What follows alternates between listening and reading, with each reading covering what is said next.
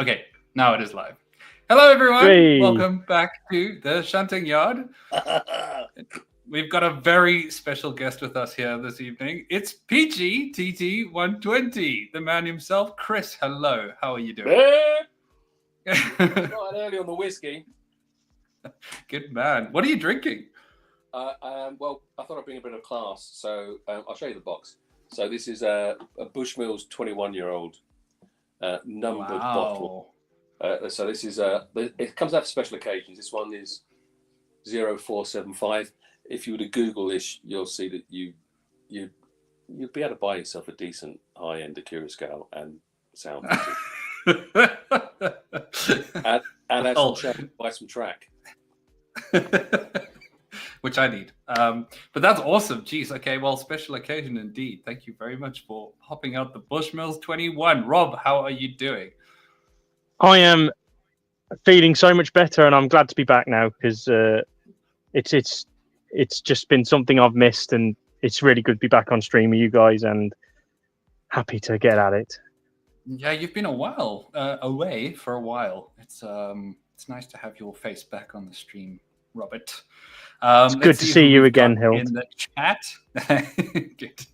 All right. We have PN Trains. Phil is our moderator, is here as always. Yay, PN. Ant Knill. Just call him Ant Knill. Ant Knill. Just call him Ant Knill. I know. He won't mind. He's regularly had the Mickey taken out of him on the Monday Club for the way his moniker comes up. Just when it comes up, just say Anthony. You know. Okay, cool. All right, Anthony. Bill's here. Good evening, Bill. RJ is here. I believe RJ is touring around the UK right now, so that's absolutely amazing. He was up in Scotland the other day. I saw he saw some 156s, and I was like, oh, I was just feeling it, man. I was just living vicariously through RJ. James is here. He is being lazy and he doesn't want to join us, so he's joining us from the sidelines. I think he's frightened. He's terrified, actually. He told me earlier today. He was like, "It's Chris, right? It's Chris." Charlie's here with us. Who else have we got? Jakub, all the way from Slovakia as well. Andy, good evening. Derek L, good evening, my friend. Callum is here. Good evening. And Lukasz, hello. How are you doing? Oh, look. It's Tim. Hello, Tim. How are you doing? It's Laurie's secret special lover. I saw them at the Greatest Gathering together. They look very uncomfortable together. Oh, so can we get this out of the way first of all, right? You know, when Laurie was on, and he was obviously, you know, he's convivial and he's erudite and he's entertaining the music, but he did say one thing that made me smile was when that he wasn't sure during the TMC challenge whether or not Tom actually liked him. I can promise you, everybody involved in that production was left under no misunderstanding that Tom was, at best, tolerating him. Actually, I wanted to ask you about that, Chris. Did you guys all stay in like the same house together? No, I didn't because I'm quite local to TMC, so I went home. Sure. And so I think. I'm not sure. I'm pretty sure that Laurie and his little minions, because he had Loz there and is it Charlie? His little minions. Yeah, all his little gang were all in one place. And then I'm pretty sure that Tom and his better half, Kirsty Ann? Yeah. Okay. Sorry, Tom. It's Kirsty Ann, isn't it? Yeah. So I think they were in one place, and then you had Iron Horse and Zoe and Jenny in another gaff. Okay, because I feel like next year's challenge, you guys should all stay in one house. It should be like Big Brother, the TMC challenge, and you should have just like cameras in all the rooms, and like we can get a real closer look at all of these influencers in the model railway space. We had a really good idea to do what to do this year. I don't know whether or not it might be too late in the year. We had this fantastic idea. I don't know whether or not Tom was involved, or whether Howard had a conversation with Tom about it or not. But I think we kind of missed the boat this year. It's just been so busy. We've had so many changes at TMC. There's been massive changes in the infrastructure that everyone's just been too busy. Fair enough. But Honestly, but I mean that's a good thing, right? Yeah, I've been super positive. Yeah. That's amazing. Okay. Tom says we were in the same B&B as Laurie. It was quite intimate. I wasn't going to tell them. Oh, do you know what? You know, a lot of the stuff where he was telling Laurie to take his hand off it, right? It had nothing to do with actually Tom being insecure about his sexuality or anything. It was more for Laurie's safety, because Kirsty Ann, although whenever you meet her, she's such a lovely lady, and she really puts up with Tom. She needs a certificate or an award or something. But she's got steel behind that smile, and it was just because sometimes Laurie just oversteps the mark a little bit, and I should have cut him, should have wet him. Wow, we're getting so much information here. This is fascinating. Honestly, genuinely amazing. He was getting way too close to her, man. Yeah, there's a few people who say, yeah, definitely need another TMC challenge. Maybe next year then, Chris. Hopefully. I think the big surprise for Howard was, although Howard's got lots of experience of particularly in publishing, of editing and making, I think he made a really professional looking video. Pulling it from 5 different people's, because all these guys did at least a half-hour video. I think Zoe did 2 half-hour ones. But to do that, you've got hours and hours and hours and hours of footage. Yeah, sure. And at the same time, Howard is under a lot of pressure. Right, you need to get these things sold, because we've got a wages bill. We've got these things. Come on. Crack on. The next. So Howard's just worked flat out, and at the same time, we've everyone going, "Have you edited your video yet?" So, bless him. I think Howard nearly had a heart attack doing that. But sure, I can imagine. It's a stressful thing, and I think it's a lot of stuff to compile and make sense in a timeline and stuff like that. But you guys did really well. It was really, really enjoyable. It was great fun. It was a super giggle. Yeah. Yeah, absolutely. And nobody, hey, short stuff. Hello, Sam. Sorry, you were saying, Chris. Sam cracks me up. Right? If you see him sat down, he looks like he's 6'5". Right? When he stands up, he looks like he's 5'2". You think, where did his legs go? Where did his legs go? I always pictured Sam as quite tall. I always thought Sam was like, yeah. Me too. See him walking around the show, but if you see him walk past Tom, it looks like. Well, I mean, one of the Diddy men's come past. Sorry, Sam, I've got a few whiskeys already. Aaron, good evening. He says, if TMC do another 24-hour challenge, I wonder who would thinly stretch the rules. Just don't get James involved, because there's 24 hours, not 24 days or 24 years, depending on how you look at it. I know. Just saying. I know that there's been a lot of us have kind of complained. We've played and joked about the breaking of the rules, that kind of stuff. But to be honest, actually, the thing that most of us found really frustrating wasn't the rule breaking. It was more the fact that on the first day we said, when can we start? And they said, well, we're going to give you your baseboard now, which was about 4 p.m. That's late. But we're leaving here at 6. So you can look at the website and order that stuff, and then we'll have it picked to bring tomorrow morning. But Laurie, as he mentions in his video, and Tom, they didn't bother booking anything until like 11 o'clock at night, until after they had the meal, because it's a 24-hour website. But no one's picking at that point. So people didn't start picking until 9 in the morning the next day. And so, so because of them, right, showing that the website is 24 hours, nothing got picked until, so we didn't really get like 9:30, 10 o'clock. And then we really only had 6 hours to build that.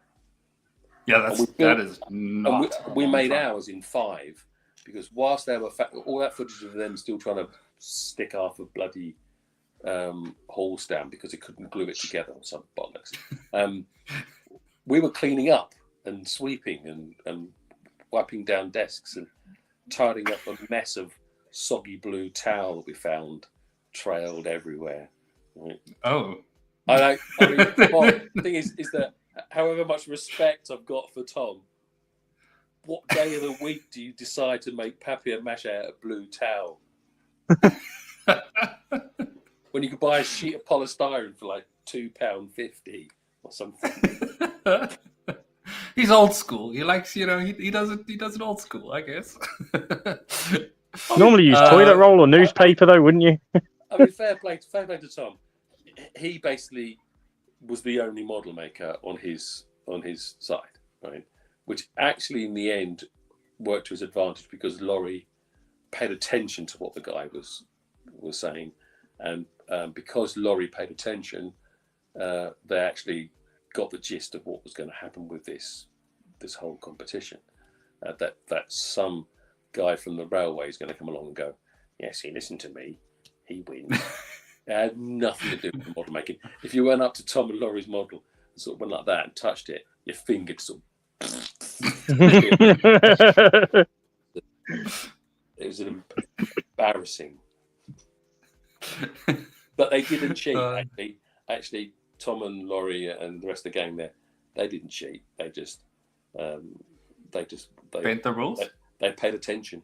And fair enough. and anyway, the whole gag of the whole thing was it was supposed to be entertaining. I'm pretty sure most people who watched it thought it was entertaining. Oh, it was brilliant. Absolutely. Certainly the videos that guys made out of it, that Laurie and Tom and Craig, their videos were really funny. Zoe's and Jenny's was fantastic. But yeah, absolutely. For me, the boys' humour is maybe a little bit more stupid and a bit more down to my level. I don't know. I think the fact that people are actually asking for a second season is a great thing. Gives you a good idea of how well it actually went. Yeah, absolutely. I don't think we realised. I say we. I'd only been working for them for a day at that point. So on the job. I joined TMC the day before, and I'd been signed up. I hadn't actually done a day's work for them at that point. It was the following week I was starting work for them. Wow. Okay. Good first impressions then. It was supposed to detect a boggy terrain. It was really, really boggy. It was. Nailed it, Tim. Well done. Like in a chemical toilet where you see all the blue towel mixed in with the bog. That's what it looked like. Anyway. Andy says, what time does the shunting start? The shunting starts now. It's already started. We're shunting the whiskies down our throats, but we'll be tackling the news very shortly. Before we begin, though, Rob, what are you drinking this evening? It is not red wine, as someone has stated. It is actually Hobgoblin Ruby Beer. Ooh, Hobgoblin. It's really good. It's really good. Nice. Sounds very nice. It's going down a bit too easy. No, well, you can always go get another one. I hope you've got another one waiting. No. No. Let us jump into the news. We're going to make the news quick because we've got so much TT120 to talk about tonight. So we're going to just sort of blast through the news.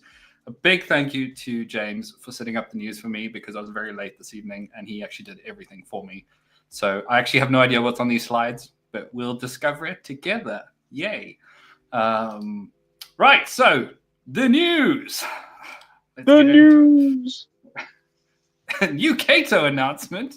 My tram. Now here's something to get your blood pumping. Starting strong. So, yeah, I'm not going to say too much about this. Fantastic news for all the tram modelers who like playful trams. Videos. Yeah. All right. So, cool. From Rails Model U, we have some A4 Cruise and Inspection Saloon figures. I think those are both designed for the Dapple Black Label A4s and Inspection Saloons, respectively. They look quite cool, I guess. Really great stuff. They are really cool. They've got that color printing stuff. Chris and down. Really got it sorted. Yeah. Yeah. No, Of course, I And of course, Sorry, the yeah. first kind of printed models they did were for TT120. Well, there you go. Mm-hmm. Pioneers once again. I'm yet to order some of these, but I do plan to in the very near future. Particularly love this RAF and Luftwaffe pilots. I've recently rediscovered my interest in building model aircraft, so I'd be very happy to use some of these. They've got a new Rapido E1 crew, new 1400 crew, new 4500 pilots, and GWR fencing, and some GWR running inboards. Very exciting stuff. Very exciting. Oxford Rail Pilchards. That is a dangerously good price for what they look like. Do they look like that out of the box? Because that's cool. That's really One cool. would assume, considering that they look like marketing images. So Yeah, but I'm assuming they come with it. Those look really, really cool. for £20 for a bogey wagon, that is really, really good, isn't it? Yeah. Tim says, "What's TT120?" We'll find out shortly, Tim. We've got the master here to explain it to us. See, I'm not the only person who calls by his proper name. Tim. Aaron says, "Well, he'll those Kato tram bogies make great chassis donors for 009 diesels and simplexes." Well, there you go. For £97, you can buy a really nice chassis for your simplex. Have fun. Cool. Cavalex 47 samples. I feel like we've seen these already, but it's, I guess, nice to see. I know that they were carrying around one of these at the Greatest Gathering, which was very cool to see. I don't think more 47s is a bad thing. I'm all for some healthy competition, being that Bachmann really are the only ones who are doing a very up-to-date tooling of the 47, and I expect this Cavalex one will be phenomenal, given how many liveries it's coming into. Rob, you want to take this one? Aha, yes, we have the Dapol Lionheart 2MTs, they've actually got the decorated samples on order now. I have insider knowledge that they were on site at the Keighley and Worth Valley Railway today, getting the sounds for these models. That's pretty cool. That's from a source that I will not. I'll say it. RJ thinks he spotted them at the Keighley and Worth Valley Railway today, but it makes sense considering the. Go on. No. I was just going to say he can't be found out. He'll just run back to America. Yeah. But he saw people climbing all over the cab with microphones, so it makes sense considering these are on the pinnacle of being produced. They're almost there of being going through manufacturing now. So they got the engineering samples that are finished, and I believe they are on the cusp of getting the decorated samples. So these will not be long until we see these. That's awesome, and they do look amazing. Honestly, maybe Rob, they weren't recording the sounds. Maybe they were just some really, really enthusiastic train spotters. So you never know. They might have been. They might have been. They might have been.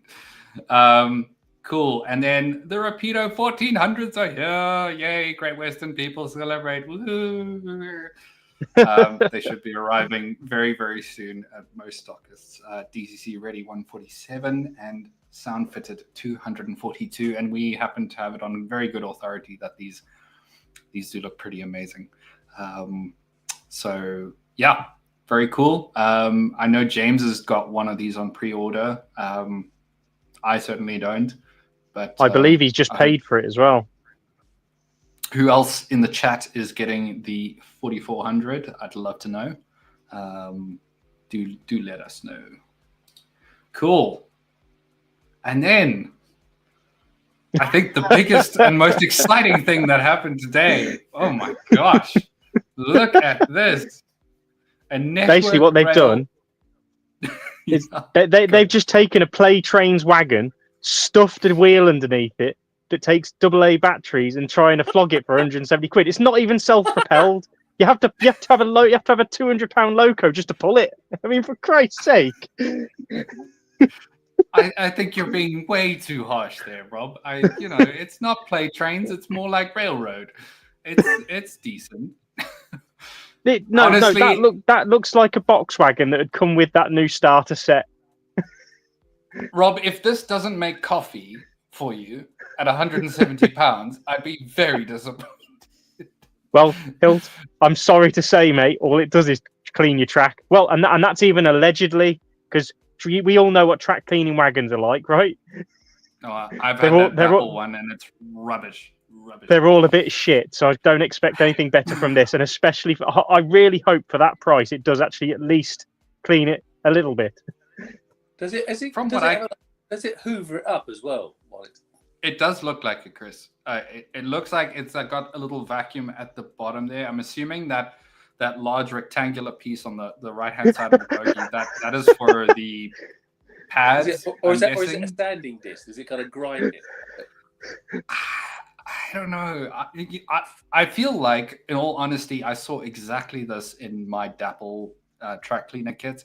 And I can applaud people for trying to come with new ways of cleaning the tracks without actually cleaning the tracks, but nothing that a track rubber can't do. Honestly. Does it come with like a little kind of like a warning, so don't run this over Pico Streamline points or something? I really like James's comment, Hilt, especially that one that he's put up there. Well, let me see.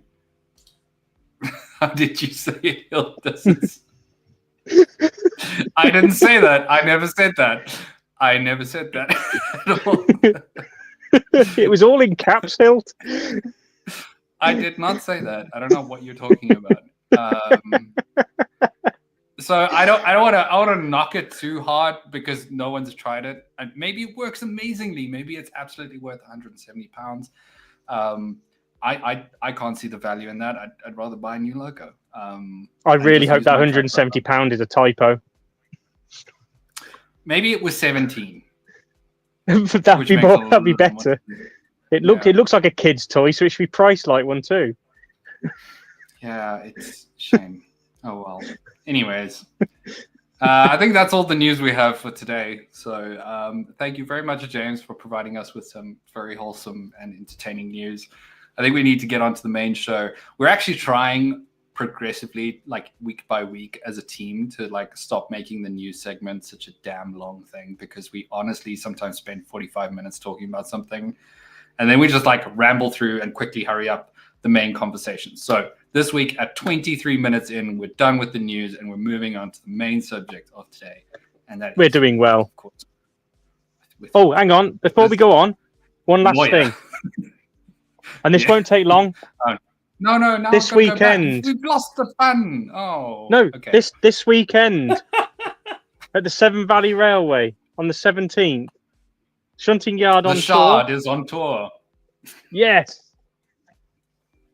Go join the Discord if you want to join us at the Severn Valley. We're 17th. Be there if you're local and you want to come and join us. What time?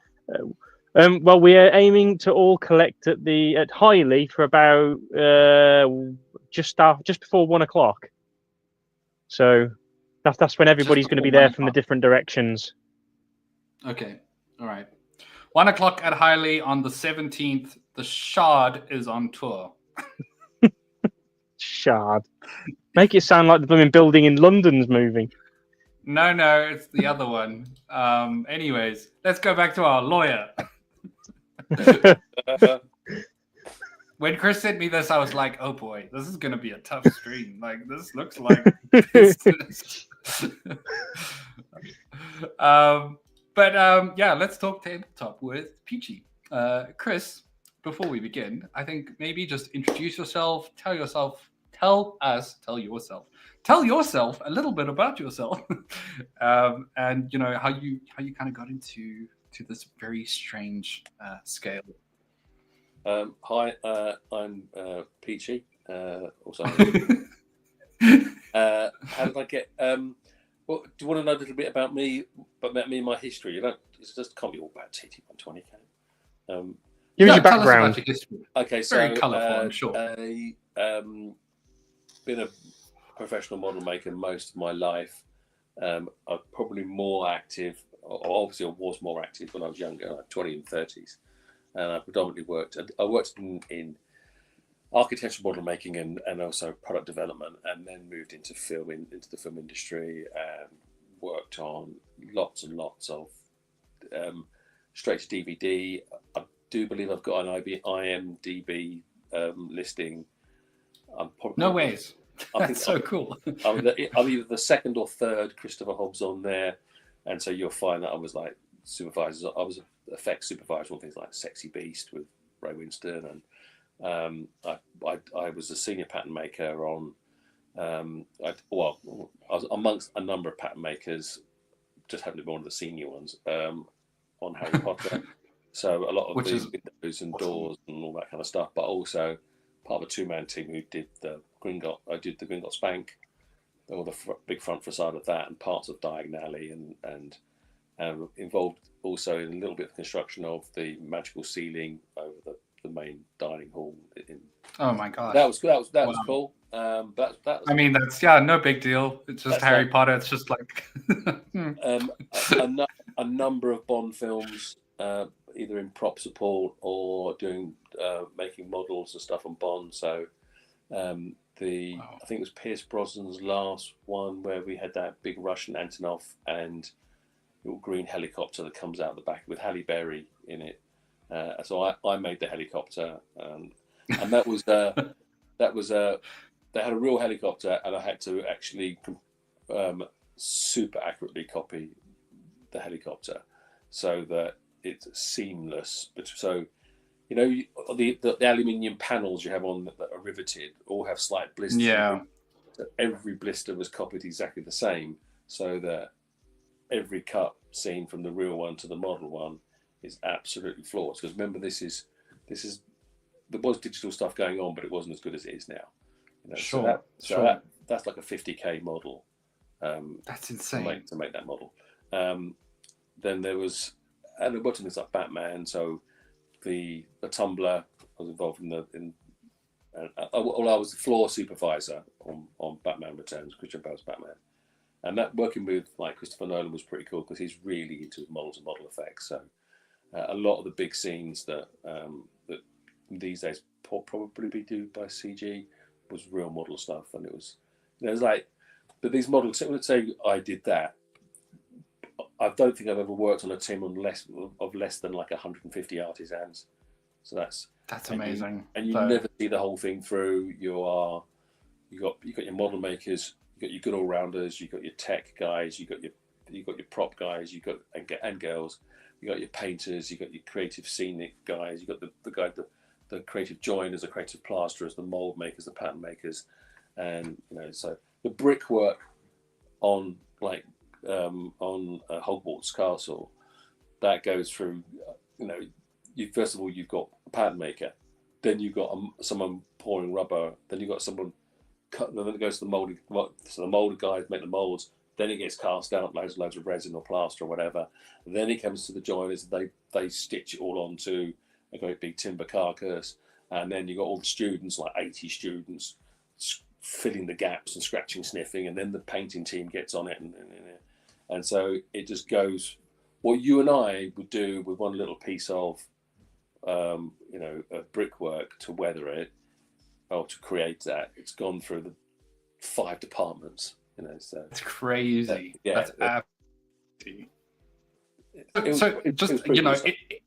In that time, you had nothing to do with that Class 20 diesel shunter, that Russian abomination from GoldenEye, did you? That's a little bit before my time. I'm not quite that old. Yeah. That conversion was awesome. Yeah, it was cool.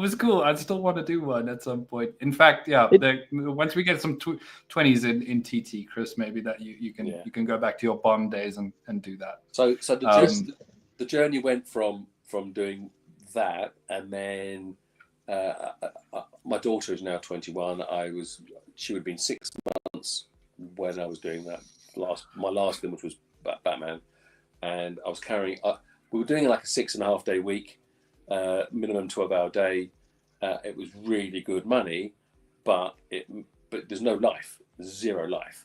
and I had her on a Sunday afternoon. That was the only time I really had her during the daytime. So I had her strapped to my front as I went around the rest of the crew who were working all day Sunday to just go check on the sites, go down to Pinemore, go down to Shepperton, go down to there, and go and catch up on my crew who are working in a field out of a container. It's not sexy at all. I got home near the end of Batman. I said to my wife, because my mum's family's from Yorkshire, my wife's from Yorkshire, and we were living in London at the time. And I came home and I said, "Can we go home now, please?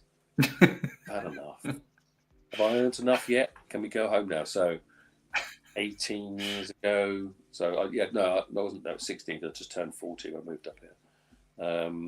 We came up here, and it's been pretty cool since then. I did a load of work in creative fit out, so things like the top of the White Tower, the Tower of London, doing all the food props in the galley on HMS Belfast on the Thames, 3 galleries in the Science Museum, and loads of small stuff in between. So creative fit out, organising all the different trades, and we're also getting involved in making stuff as well. And quite a lot of that was actually big model scenics and big model railways as well. And that was all great fun. So the model railway bit never really left me. It was just never had time for it. And it was only more recently that there was always railway sets and stuff knocking around that was either dad's or mine or my kids, because obviously you got to buy your son a model railway set when he turns 2. He's now 18. So that stuff's always been in and out. But it wasn't until it would have been 3 years ago now, I think, we were watching that Model World TV program. Simon Kohler came on with a big grin, and I'd already downloaded AnyRail, and I was designing either an N gauge layout or a 00 layout. And the 00, most of my stuff was 00. I wasn't going to get what I wanted from it. And the N gauge, I had played with N gauge before, and I knew that although the modern era stuff is just fantastic, I think it's still the go-to. I really think it's the best place to go for modern era, super long rakes. N gauge it's got it right now. But the steam N gauge stuff, it's just physics, isn't it? All that running gear is so delicate, and it's so you spend more time. Some people like playing with the locos and making it work, but sometimes I'm more like I think Sam was saying on their stream about on his YouTube channel. It's nice having your trains run. Absolutely. And not have to be watching them all the time to see, is it going to go wrong going past that platform? Is it going to go wrong going over that particular point? So right at that time, and I like DCs, I like digital command and control, I like sound. I was frustrated by all the various different systems I tried, and being a dyslexic, I really struggled with remembering all the codes and doing all these numbers, and it all seemed to be just a bit of a mind fudge. And this HM7000 thing was the trick. It wasn't 120, it was HM7000 got me back into the hobby. And then when I found out that 120 was going to be pretty much everything was going to be designed for it, and it was going to be a more convenient space, and they were going to make some beautiful locos that I wanted as a kid. Like I wanted the Flying Scotsman, but never had it, because all we ever had was GWR shunting layouts as I grew up. That's all my dad was into. How boring. Right. But as a kid, you want to go fast and go round. But and my dad made some fantastic white metal little I think they were case kit, but they were all P4. So they're all correct scale, and his friend made the track, and we did local shows. Back then, North London, you could almost go to a show every other weekend, because every other high street had a shop, and there was always these little local shows and stuff going on. And my dad and his mate Ken would do that, and I would go along and pretend to help. And so that was in the back of my head. I like the idea of a correct scale gauge. At the back of my head, I like the idea of going and doing some show stuff. but I'm not sure what scale to go with. And then this thing arrived. I went, oh, fine, let's go for it. And I only really started doing the YouTube stuff because of RM Web. And it was because on RM Web, it seemed, and it's calmed down now, but it was a hotbed of hatred. Oh, yeah. Oh, and yeah. not everyone, because there's thousands of people on there. You know, it was just one or two just really going for it, like it was like something was being personally done to them. And I thought, I'm just going to go and do something that's a bit more positive. But my friend Greg McDonald, he's up in Scotland. He has the same attitude about it. We kind of came together at the same sort of time. We never met before. We met via YouTube. And it was just all a case of like, you know, why can't we just be a bit more positive about just some model making, about someone enjoying it? You know, it doesn't have to be, do we have to get into a fight? Does it have to be them and us? Does it have to be polarized? You know, it just seemed to be dumb. So anyway, I don't know, does that answer the question, or I got on for too long? No, that's perfect. That's absolutely brilliant. Actually, I'm so curious though, because you know, you mentioned with your background with movies and stuff like that, did you not find well, maybe a better way to phrase it is, what was the sort of disconnect? How did it help you to get into model railways again, considering that you'd spent your entire life building models? Was that not like did it feel like a vastly different thing because you were doing it for yourself out of enjoyment? I suppose I'd had like a 15-year gap where I was organizing, supervising, and basically flying a desk, clicking a mouse, responding to some newly qualified production manager working for historic royal palaces screaming at me because they have no understanding of building codes or processes about why they can't have the moon on a stick. And so that had been my life in that 15 years, working in this museum industry, fit out industry. And I hadn't done the model making, and my children were young and growing up, and I didn't really feel like it. And I had this, my wife persuaded us to set a 2 up, 2 down, nice little Victorian terrace in North London, which is obviously massively overpriced, and bought a massive house in Yorkshire, which was falling down. So then that became my model, this place, taking the roof off, and put it back on, totally rewiring it, totally replumbing it, losing 6 ceilings, replastering all the ceilings. And it's a constant, and it because it's built in 1850 something, it constantly, it seems I just think I can just rest, and now I can put some insulation in that garage to build a proper layout. No, it comes up and kicks me in the backside, and the kitchen floor pops up because of a damp issue, and I want to shoot myself.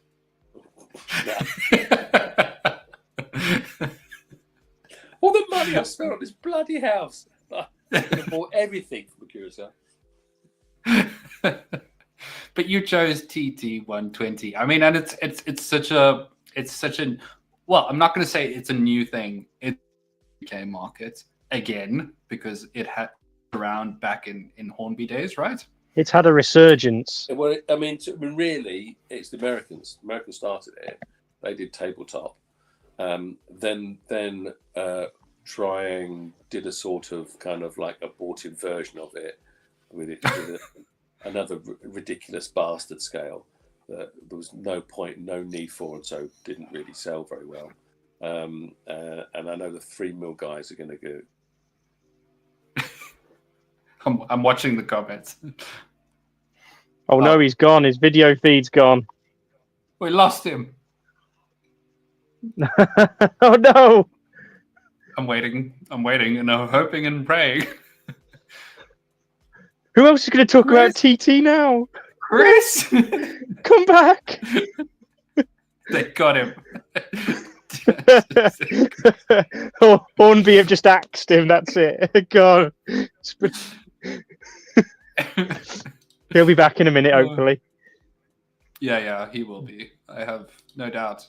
Anyways, how's everyone else doing? You guys good?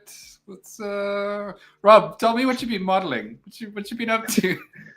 Dude, I've been off for 3 weeks. I haven't done anything. I know. The only thing I have got is coming round now. Yo. Yo! The third and final edition of the Manning Wardle fleet. Finally. Exactly the same as the other ones. Hold on, he's back. Different colour. Chris, Different colour, not the same. Chris, Sorry, guys. we were worried that somebody got you finally. They worked out where you lived. No, RM Web. just absolutely. Right. And as soon as I just trying to turn my phone off so that we couldn't be interrupted, and then I suddenly went, oh, I can't get back in now. They'll have to go and find your email to log back in. Have you seen what Tom just said? WhatsApp for next time, Chris. Have you seen what Tom just said? No, what did he say?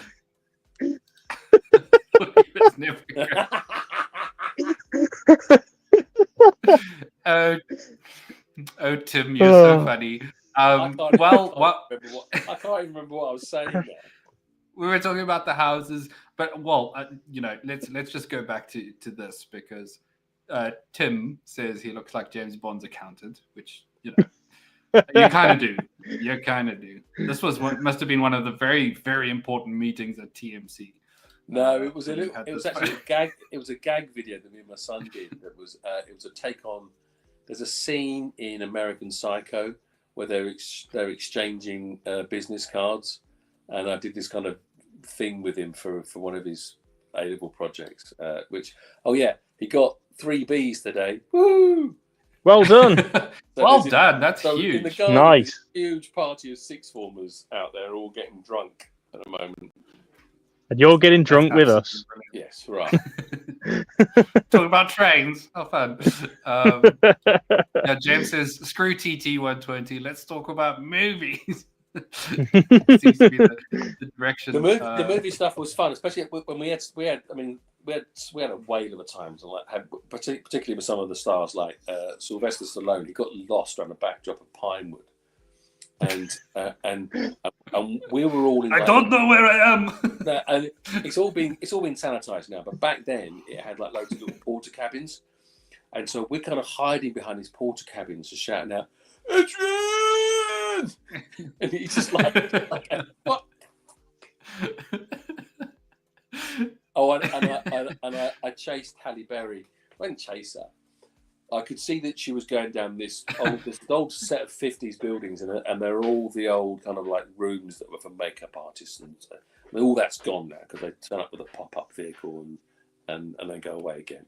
But back then, it was all part of the studio system, and so you've got these long corridors and with loads of little rooms off. But there's a dead end because they put a studio on the end of this thing, so it's all blocked off. It's totally against code. It's all gone now. Right? Yeah. But it's about 200 meters, this corridor, because Pinewood's massive.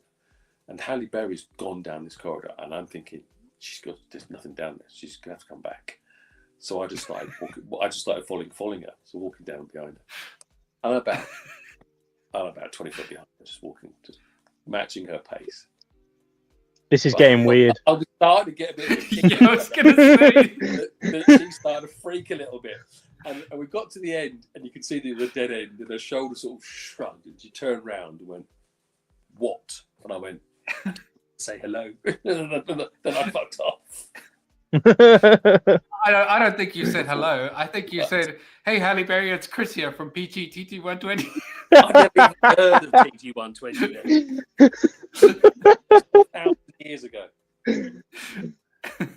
Anyway, Like and subscribe, Halle Berry. Like and subscribe.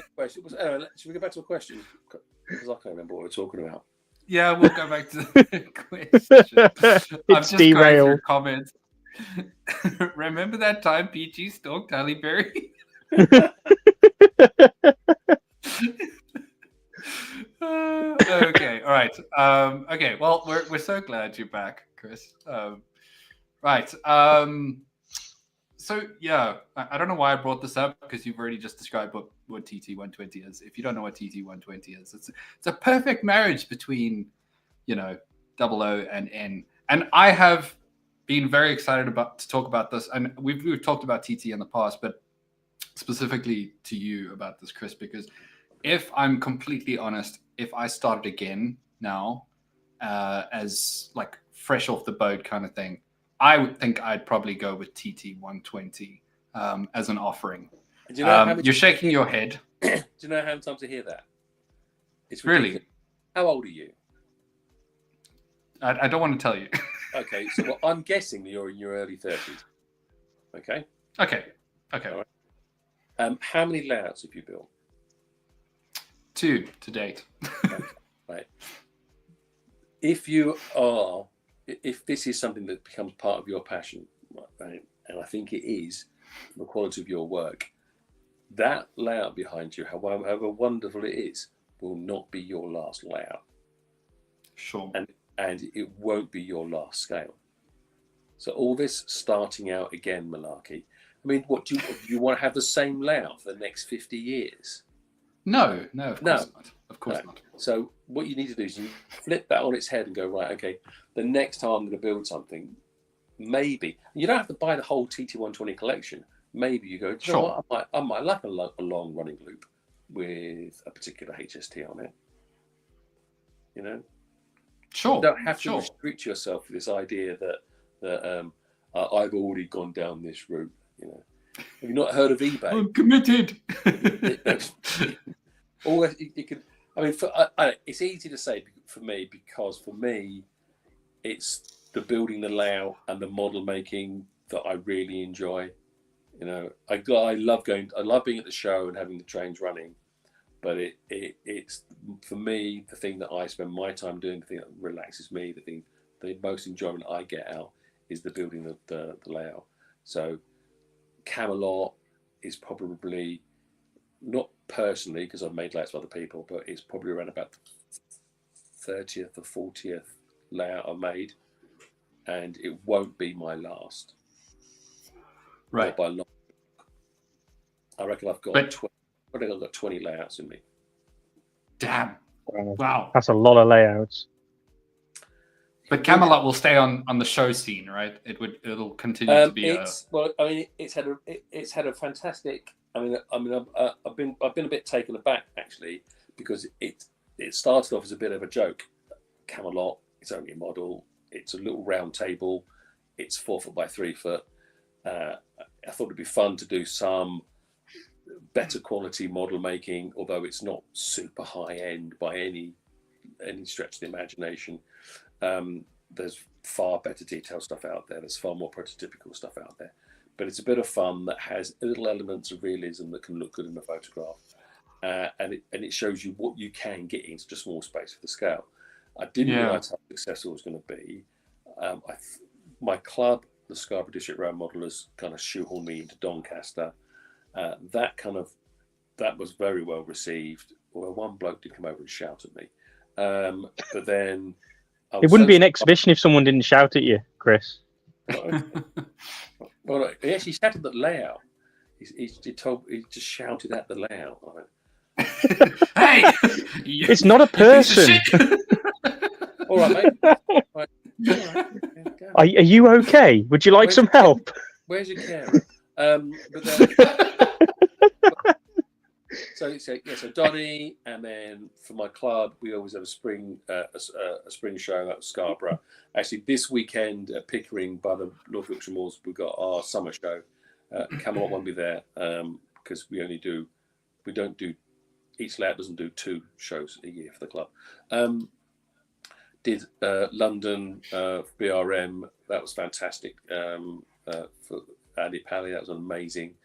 Got to meet Sam there. And obviously Tom, because Tom goes to every bloody show. And then Key Model World, where Hellion asked me, could I have the layout on their stand to put the Deltic and the 122 on. That was awesome. Thank you. Which was awesome. Yeah, super cool. And now she's booked into Getz, and she's booked into the NEC at the end of the year, November.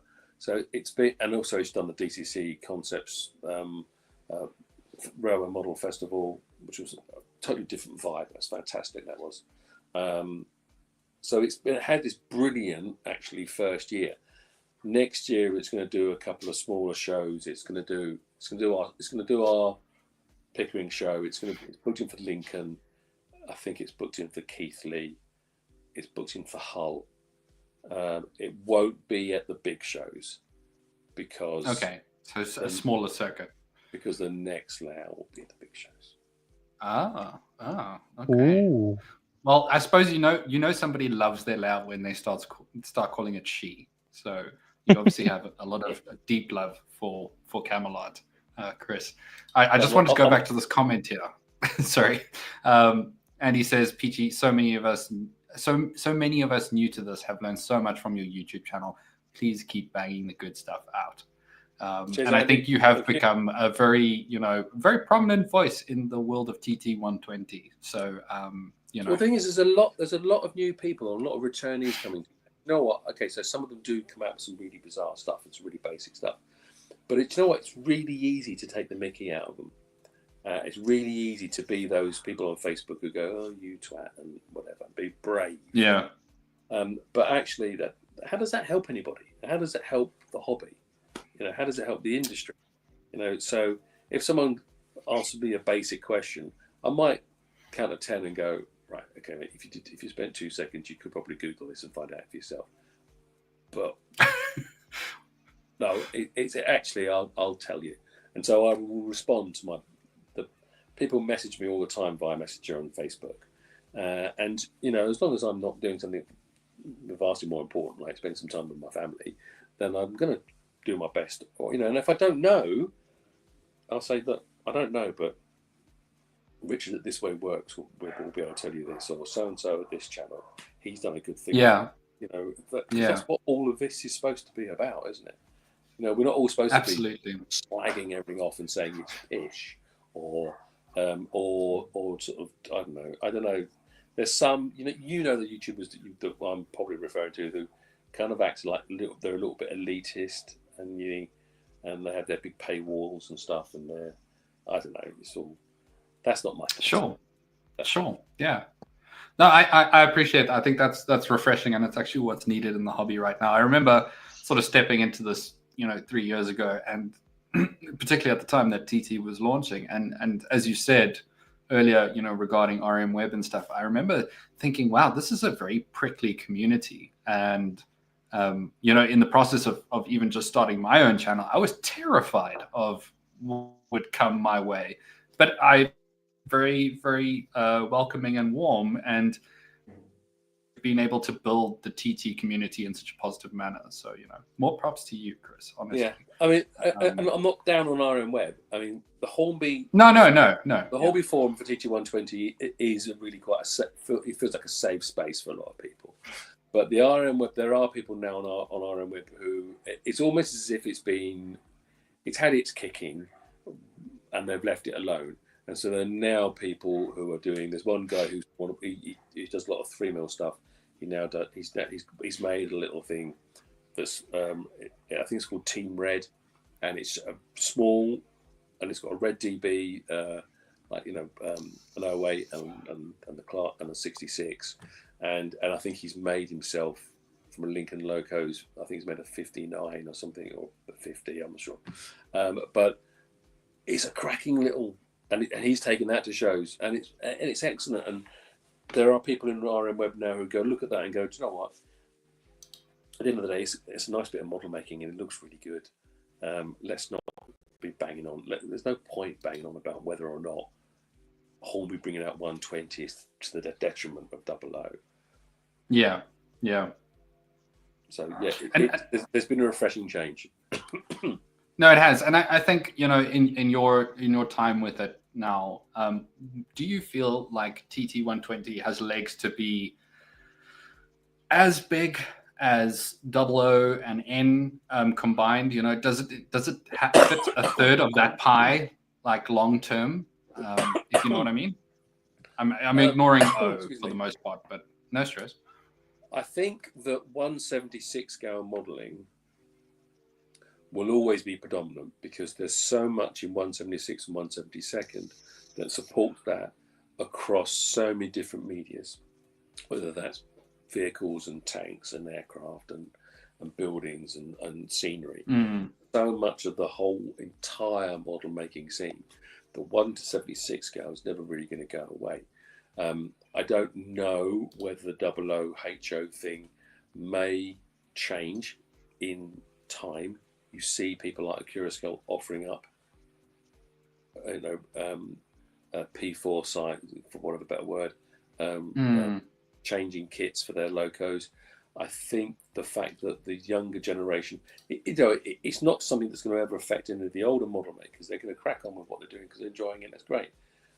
But some of the younger generation, like yourself, who your interaction with this hobby is via HD screens, and the fact that the more and more people talk about an incorrect scale gauge, I feel that what will most likely, if it was to kill off 00HO, will be a resurgent in a correct scale gauge 176.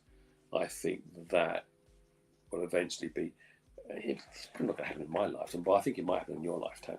And I think there are some companies who are already thinking that. Well, we've already seen that with the Euroscale. TT120, I suppose it all depends on who you're talking to and what retailer you're talking to. Obviously, who I work for, which is the TMC, the Model Centre, we are quite progressive when it comes to TT120. They wouldn't have employed me otherwise. Sure. So it's hard to tell, but I do know other progressive model retailers who do support 120, such as Maux Models, for one of the medium-sized, smaller retailers, let's call it. I don't know. There are lots of other retailers that have gone down the route of ordering stuff from Pico for having their own, whether that's Frizinghall or Kernow. And Kernow aren't small at all. Obviously, Gauge Master have always had a big thing with European TT. Rouse of Sheffield, obviously, big account holder for Hornby. They obviously sell TT120 as well. So I don't know what their numbers are, and I'm not really. I'm not supposed to say any of the numbers that I know the TMC. All right, but there are some. TT120 isn't as small as people might think it is. The only thing that held it back this year was lack of availability of rolling stock. Seriously. And when you look at figures of new product sale, which is what's most important to manufacturers, it may not be so important to the hobbyist or the model maker, but the sale of new products, TT120 is way beyond where people imagined it was going to be.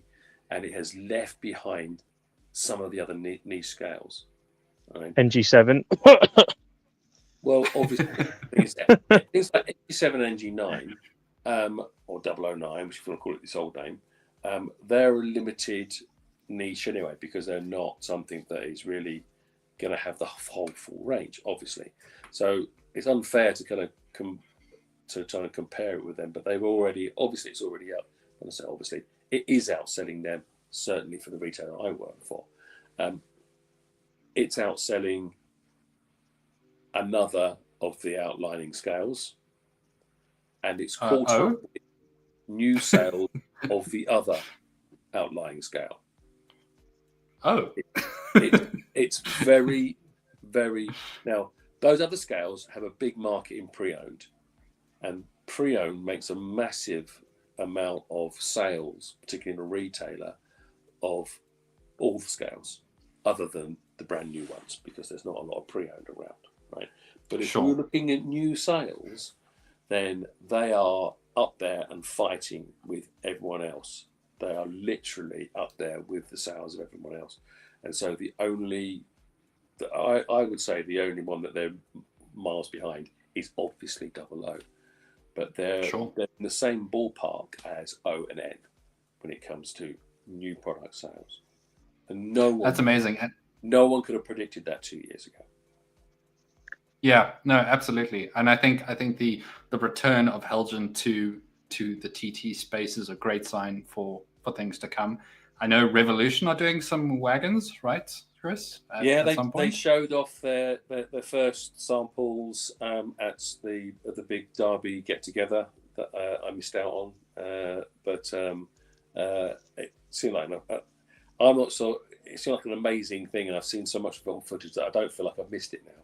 But Yeah, same. I must admit, I think the latest releases from Hornby say the starter set and the Terrier and the four-wheel coaches are going to make that even more so, because I in my personal opinion, they should have been released at the start, because I think they would have helped sales even more. But The Terriers. well, the thing is, okay, let's rewind a little bit on there, because I think that actually a lot of what we look at and reflect on, and we think, well, why didn't they do that? Invariably, there's a good reason, and it's not always about because they think they know better than us. Sometimes it's they're physically got their hands tied behind their backs. So that very first show where Simon Kohler talked about this 6-pin HM7000 decoder for 30 quid on a free app in a little Class 08 got us all excited. Now, whether he knew or didn't know, I doubt very much he did know, that the technical people then turned around at some point and said, it's not been quite as easy as that. We can't get hold of these chips. And someone wants a car, and the Chinese factories aren't going to let us allocate them to us for another 2 years. And that stuff happens. So all of a sudden, they've got this new product that's supposed to be married with HM7000, but they don't have a decoder for it. So what are you going to do? Right, you can use it for, you've got these 18 pins, right, which I think are fantastic decoders. Right, okay, we know they're going to sit in the tender of a Pacific or an A1. Let's do that that was always going to be part of the set, but we can't do the little starter set because we don't have a 6-pin decoder, and we want to look. Makes sense. It's Yeah, stuff that's fascinating. that kind of happened, and it's just, they're never going to tell us that kind of stuff, and I don't even know if that's true, but that's the kind of stuff that happens in the background, and so you just, it's just. It does make a lot of sense, Chris. I mean, now that you mention it, something I've never thought about. It makes total sense. I've got quite a few questions and comments to go through here before we move on. Charlie says, Chris, I believe you know my uncle, also called Chris, who's also a member of the Scarborough Model Rail Club. Do you know another Chris? Chris is super funny. He's he does a look. If it's your uncle who works for the NHS, who is an electrician or works for the NHS, but does a lot of the wiring stuff. Yeah, he's one of the proper dry sense of humour. Yeah. If he's anything like Charlie, I think you're onto the right person. Yeah, absolutely. Charlie again says some elements of the model railway community, and this is going back to what we were discussing about RMWare being a little prickly, which is not what I was trying to. I remember that at the time the TT thing was. Some elements of the model railway community can be extremely unwelcoming. It's what put me off joining the club, and we've discussed this before. I mean, have you found now, Chris, that overall the reception to TT has become a lot warmer? Yeah, going back to that club question, though, I think you have to remember that people are people. It's not necessarily a model railway club. It's the fact that these model railway clubs are crewed by humans, and some humans can be twats. It's as simple as that, isn't it? And some of them want to protect their own. They found their own safe space, and they want to protect it. And actually, if you took it out, it wouldn't be so bad. You find that online. There are some people who online cannot seem to be able to write a sentence without triggering everyone, even though and you can't tell that's their intention or not. Then you meet them at a show, and you go, oh, and you have a conversation. You go, oh, you're not quite such a dickhead, are you? You're right. There's one or two that I've tried to coach along the way. When so and so says something about the front of a picture, you don't have to jump up and down on their head. We need more coaching like that. Cool. Absolutely. But go back. What was the question? Sorry. No. That was just Charlie's comment on the community as a whole. Yeah. Anthony. Don't start, Anthony. Look. We're trying to be friendly. Go home. I thought you came here for a fight, Chris. I thought that was the plan. Anthony's father, Peachy Massive.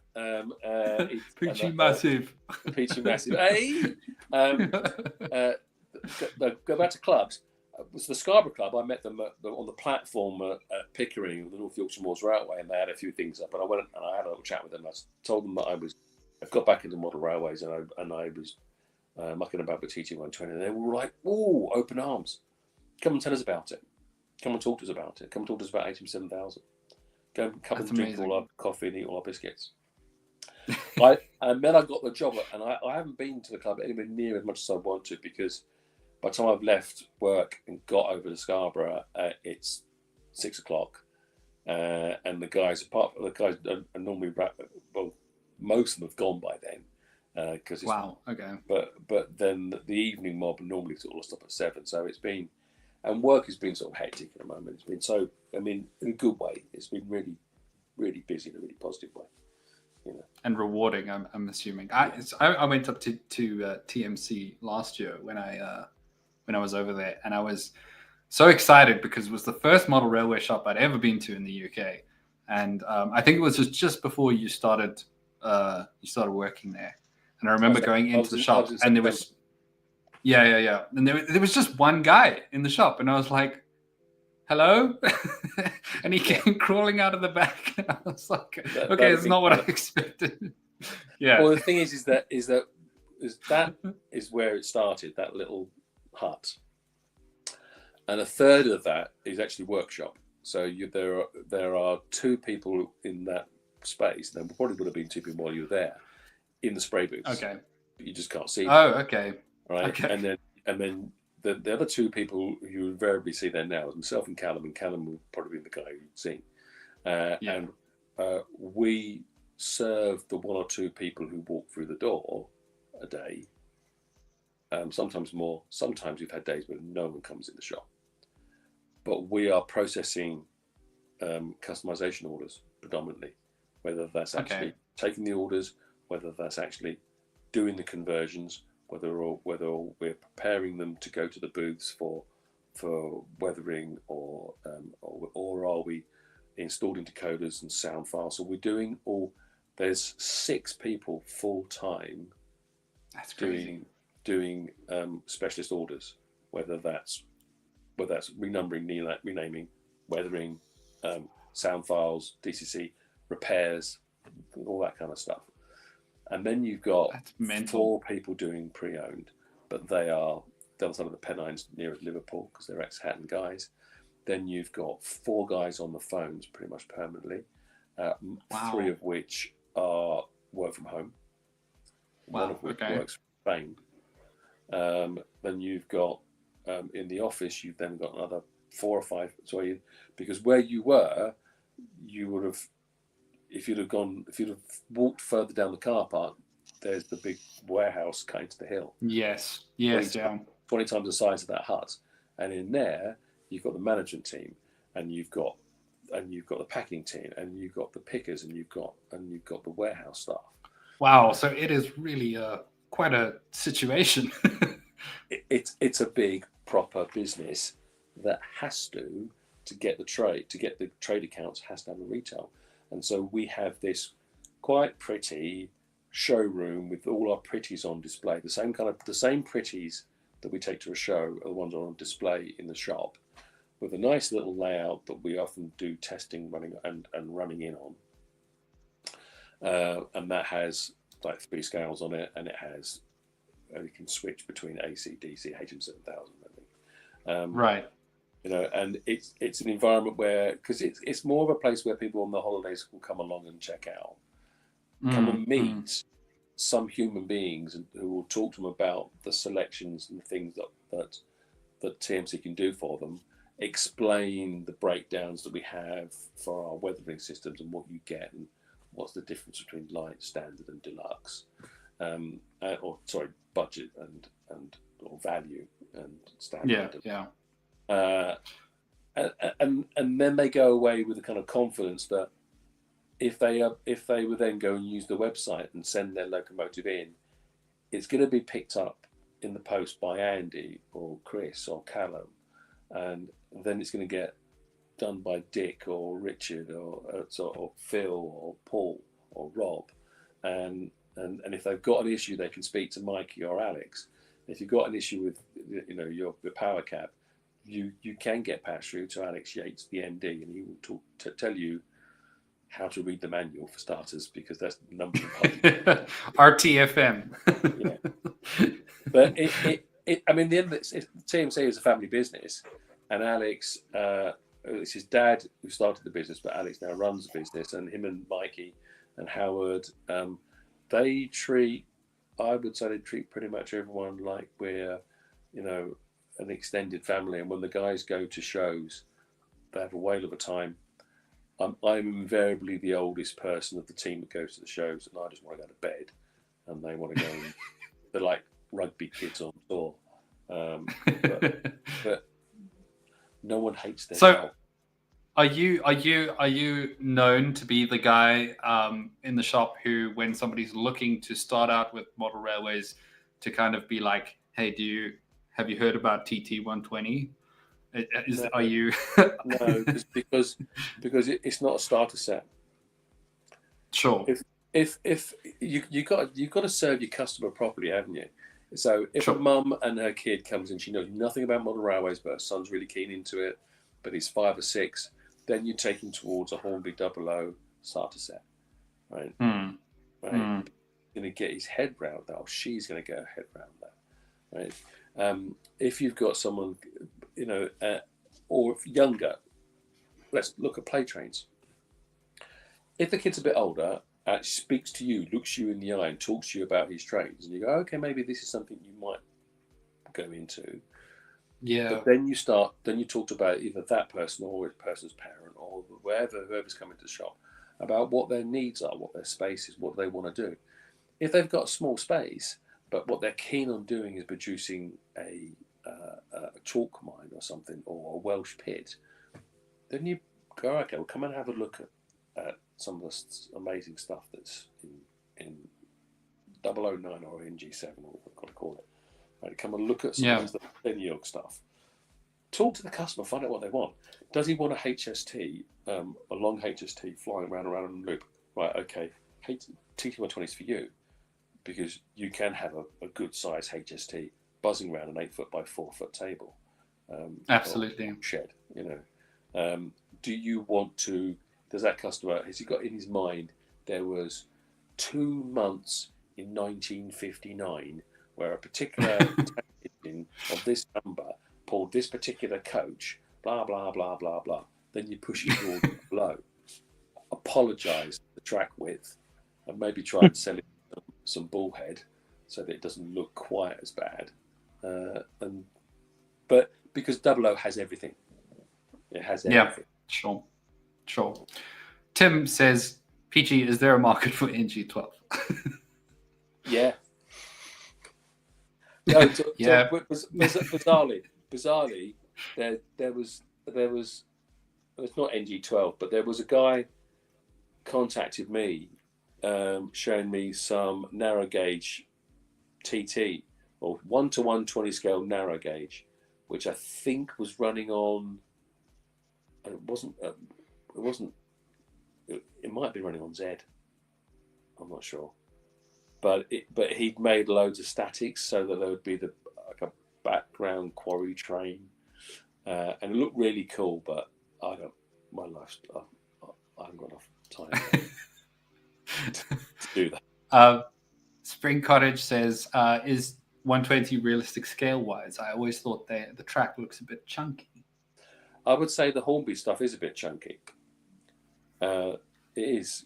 And also the Pico stuff looks chunky because it's so much taller, to get that double-footed Code 55 in, so that the flexi track works without popping out.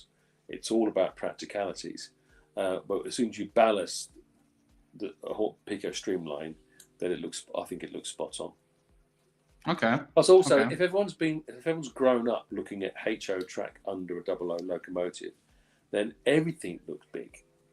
We have people come in the shop and they want to progress up from Hornby Backman track, and they come in and they go to look at the Pico wall, which is vast because Pico is a fantastic range of track, and they go along and they look at all the unifrogs, and they look at the streamline, they look at the set track, and then there's these dark green packs of bullhead, and they go, "What's that?" And you say, "Well, that's 176 scale sleepers and sleeper spacing." It's a little bit of a cheat because you've still got the rails are still a little bit closer together than they should be, but it's a very, very good compromise. And they put them side by side, and their jaws drop. And you go, how have Hornby got away with this all this time? And that's something also, actually, Martin Weaver may well be watching this. And I'm sorry, Martin, but because it's not Martin's fault. He's only been with the company a few years. People didn't choose 00. The manufacturers put them on the UK railway scene. The excuse for 00 died out 50 years ago, and they had every opportunity to resolve it then, either to switch to HO UK outline like Lima attempted to do, or to produce their own track and actually make a closer prototypical spacing. But they chose not to. And so the UK railway modeler could only buy what was being produced. So it's not the fault of the railway modeler, it's the fault of the manufacturers. Until they got to a point now where they're now running out of new sales, that they had to do something different, which is why I think certainly one of the driving forces between why Hornby have gone down the route of, right, okay, let's start again. This time, let's try and refresh it. I think the next big manufacturer, we shouldn't say their name, but everyone knows who the next big manufacturer is. I wouldn't be surprised if they didn't go anywhere near TT120, and in fact start producing 00 locos or 176 scale locos on a 176 scale. Yeah. Or at least interchangeable, so that they can still feed both markets. But I wouldn't be surprised if that developed, in the future. I might not see it. You guys are young enough. You might be able to see it. You keep saying that, Chris, like you're about to die tomorrow, but you're not. You're not going anywhere. I've got 3 months to catch up to the date my dad died, and so. Okay. And it's like it's a marker in my head, and I feel like I've got to get over that. All right, we'll have you back in December, and we'll chat about the future of the hobby. I think you make a good point though, Chris, because I think like the where is the break point, right? Like you said, we've always been stuck with 00 and this somewhat unrealistic scale to gauge system. Where, at what point do we decide that we need the break? And I think that's an incredibly difficult thing to do for manufacturers because, right, you've already existing customer base, but perhaps now is the time more than ever to be doing something like that. I don't know. Yeah, absolutely. And this is not me 00 bashing or whatever. I just think it's the fact that it won't be the 50-somethings who change their mind about this. It's going to be the 20 and 30-somethings who will, with their pockets, they will buy something else. And absolutely, what that other thing is, I don't know. Yeah, but sure. Here's another thing that's a point. 80% of my subscribers are based in the southeast or London, and on average, the London market has more disposable income and less space. So makes sense. I don't think there's any real surprise why the southern stuff is going to start coming through in TT120. Absolutely. Yeah, that makes a lot of sense. And I mean, a small prediction from your side. Do you expect Great Western and Southern stuff within the next announcements within the next year or so? Because I feel like that's one thing people are like, oh, come on. I think that there's definitely going to be more Southern, and I certainly believe there's going to be more Network Southeast, and certainly I would be championing that. I would actually quite like some Great Western. I just don't see it happening. And the main reason is because a few of us love there are a few of us who love Great Western. There's a few of us who actually talk about Great Western and who want Great Western, but there's not enough. And wouldn't that open up the market to a manufacturer who kind of specialises in GWR, being Dapol, to jump in and do that? Right. So Rob, it's glad I'm glad you joined in the conversation tonight. I have been listening. I've the past year and a half, I've banged on every door and I've worn out shoe leather talking to every manufacturer, and with conversations about 120, conversations about can we commission something? Is there something in your back catalogue that we can do, that Peachy can do, and some of those things might bear fruit. Some of them have I'm not saying they're a weird bunch, but it's not the main priority for any of them, but they're all a little bit interested, and some of them seem to be a little bit more interested than others.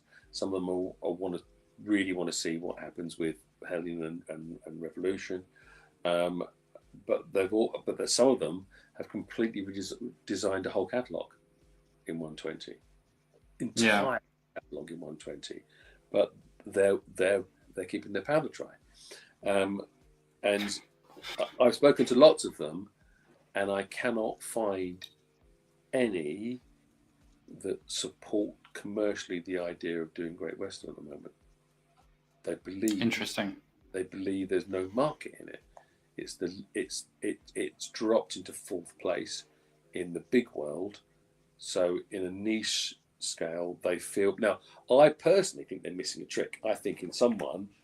The first people I did speak to, Rob, was Dapol. I said, right, not Dapol, Rapido. And I said, and I won't tell you what we said or what their responses were. But I was because they've done. But there was a conversation. Yeah, they've done some nice Great Western stuff, and I said, Andy, you doing some great? Could you do some Great Western stuff? And he said, yeah, of course I could. Couldn't bloody flog it though, and that was the end of the conversation. No, fair enough. Mainly because and that would be down to the fact that to actually build a steam loco in 120 costs a lot of money for the tooling. It's great turn around saying, yeah, we can bring out this wagon or that wagon or this wagon in Great Western, but to actually bring out a pannier or a castle is going to take some serious investment. And the only company at the moment really with that kind of power behind them really still is Hornby. When to take that kind of risk, they can all afford to go and build a locomotive if they think that 1,000 people are going to buy 1,000 panniers. But we have for quite a long time, we still think that locomotives that are being produced these days are made in their 20s and 30s and 40,000s. They're not. They're made in considerably smaller batches than that. And in TT, they're made in even smaller batches than that. Now, those batches get repeated, so it's really hard to work when you see something sold out. Or did it get sold out of batch 500, or did it get sold out of batch 1,000 or batch 1,500? And then all of a sudden, you find people like retailers like ours are doing bundles on stuff because, and they go, well, obviously they didn't sell well. Well, no, they sold really well. Like the Duchesses, they sold really well, so well, they ordered another batch. But that one batch was a batch too many because they don't have the data to tell you how many people are buying this stuff. Absolutely. I hold my hands up to the fact that the decision makers in these companies, it's not as easy as anyone thinks to get it right, and they've got 2 years of data, which is nothing on a growing market as well. So and you can't tell which era is growing because the N-gauge steamer guys they want era 3, 4, and 5 TT120. The newbies want the 40-year rule. The young people want something brand new, like a 66. It's and which one of those groups is growing quicker than the other? I don't know. Absolutely. And Hornby hasn't got a crystal ball either. Yeah. And then you get some snotty-nosed kid on the internet who comes along with a YouTube following and just bashes all of it. You're so right. I think it's a lot more difficult than it's let on. And that is kind of weird because some of that can have a detriment to how things are sold. But absolutely, it's tragic, honestly. but I don't lose any sleep over it. I don't think anyone else should, or threaten that person's life over some Absolutely. misguided comment. So some people take it far too extreme. Yeah, I agree. What It's they a do hobby. sometimes seems a bit naive and a bit irresponsible, but it's not heinous. It's just No. It's a bit of clickbait. You know. Absolutely. So there you go. You've got a convert. Andy says, "Hey Anthony, I've turned to the dark side. Bought the Easterner set. Fantastic stuff." Andy also asks, because he seems to be getting into TT, does Pico do bullhead in TT120, Chris? Yes. No.